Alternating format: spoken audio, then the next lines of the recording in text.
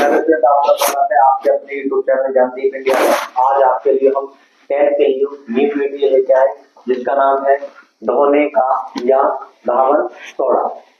तो पहले इसकी थोड़ी देखेंगे, फिर बनाने की विधि, उसके बाद भौतिक तथा रासायनिक गुण, उसके बाद आते हैं इसके उपयोग।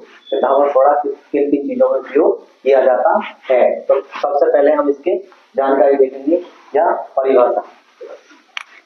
धावन सोडा का रासायनिक नाम, कैसा नाम? रासायनिक नाम सोडियम कार्बोनेट डेकाहाइड्रेट होता है तथा इसका अणुसूत्र Na2CO3 × 10H2O होता है। कितना होता है? 10H2O। अब आते हैं हम निर्माण की विधियां किन किन चीजों से हमें बना सकते हैं। तो इसे बोलेंगे मेथड ऑफ प्रिपरेशन, बनाने की विधि। धावन सोडा या बेकिंग सोडा को गर्म करके पुनः जलीय क्लिष्टीकरण द्वारा प्राप्त किया जा सकता है। हमने क्या ले लिया? Sodium carbonate. क्या लिया? Sodium carbonate. उसके बाद हम जल लेंगे, कितने अणु लेंगे जल के? 10। अब सोडियम कार्बोनेट को लेंगे हम सॉलिड अवस्था में। सॉलिड को बोलते हैं ठोस अवस्था। उसके बाद आता है जल को कैसी अवस्था होती है? लिक्विड। तो हमने लिख दिया L शॉर्ट फॉर्म में। गिर क्या बनेगा?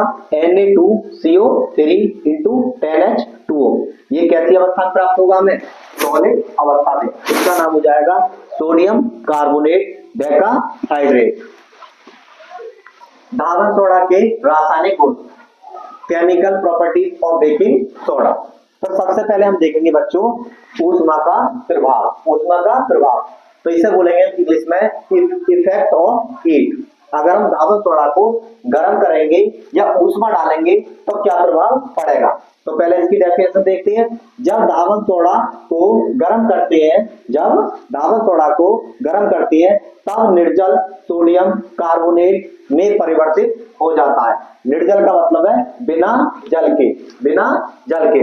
अब देखेंगे इसकी रिएक्शन। हमने लिया सोडियम कार्बोनेट × 10H2O। किसका सूत्र है ये? धावन सोडा का। अब हम इसे क्या देंगे? हीट माने ऊष्मा, या गर्म करेंगे तो क्या बनेगा? Na2CO3। इसे बोलेंगे निर्जल सोडियम कार्बोनेट। अब कितने अणु लिए हमने? 10 अणु थे। किसके थे? जल के। तो वो बाई प्रोडक्ट के रूप में निकल जाएंगे। दूसरा पॉइंट देखेंगे कार्बन डाइऑक्साइड के साथ अभिक्रिया। कार्बन डाइऑक्साइड सब देखेंगे। अगर धावन सोडा को या बेकिंग सोडा को कार्बन डाइऑक्साइड के साथ अभिक्रिया कराएंगे तो क्या प्राप्त होगा? जब इसके जलीय विलयन में CO2 गैस प्रवाहित की जाती है तब सोडियम बाइकार्बोनेट का अवक्षेप प्राप्त होता है।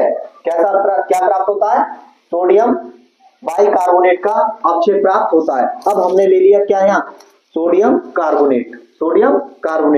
यहाँ पे हमने क्या लिया? जल लिया। किससे अभिक्रिया कराई? कार्बन डाइऑक्साइड के साथ। क्या प्राप्त होगा? 2NaHCO3। इसे बोलेंगे हम सोडियम बाइकार्बोनेट। अब ये हमारा जो है, ये चिन्ह जो है ये अवक्षेप का है। किसका? अवक्षेप। ठीक है। तो आगे देखेंगे हम इसके उपयोग। तो आगे देखेंगे बच्चों धावन सोडा के उपयोग। धावन सोडा के निम्न उपयोग हैं। तो नंबर 1 पॉइंट देखेंगे। सबसे पहले हम धातुओं के निष्कर्षण में, जो धातुओं का हम निष्कर्षण करते हैं। नंबर 2 आएगा कठोर जल को मृद करने में। जो हमारा कठोर जल है उसको साफ करने में, जो गंदा जल है उसको क्या करने में? साफ करने में। तीसरा पॉइंट है कांच, कागज तथा साबुन के व्यवसाय में। किसके व्यवसाय में? साबुन के व्यवसाय में। चौथा पॉइंट हमारा पेट्रोलियम के शोधन में। पांचवा पॉइंट है प्रयोगशाला में अभिकर्मक के रूप में। ठीक है। तो बच्चों आज के लिए इतना ही।